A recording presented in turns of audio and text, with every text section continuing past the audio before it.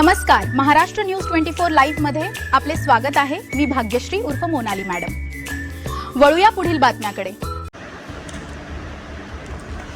श्री क्षेत्र पापड येथे भव्य कावड यात्रेचे आयोजन।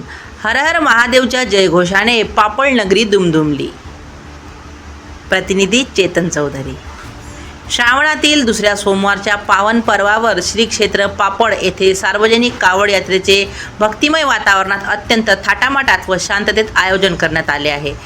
हर हर महादेव आणि बम बम बोलेच्या जयघोषाने, भगव्या पताकांनी आणि डीजेच्या तालावरील भक्तिमय संगीताने संपूर्ण पापड नगरी शिवमय झाली होती। पंचक्रोशीतील आराध्य दैवत व स्वयंभू जागृत देवस्थान असलेल्या श्री शंकर संस्थान पापड येथे दरवर्षीप्रमाणे यंदाही श्रावणी सोमवारानिमित्त विविध धार्मिक कार्यक्रमांचे आयोजन करण्यात आले होते।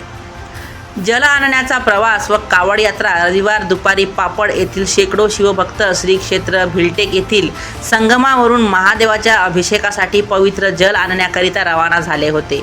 भिलटेक येथून पायी जल घेऊन निघालेली ही कावड रात्रभर प्रवास करत सोमवारी पहाटे पापड नगरीत दाखल झाली।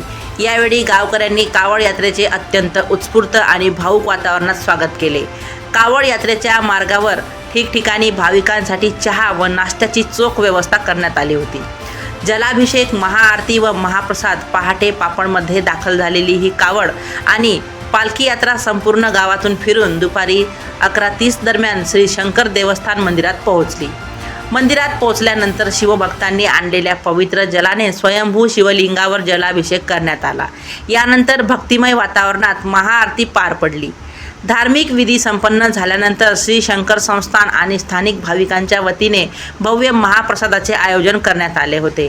या महाप्रसादाचा पापडसह परिसरातील पंचक्रोशीतील हजारो भाविकांनी लाभ घेतला।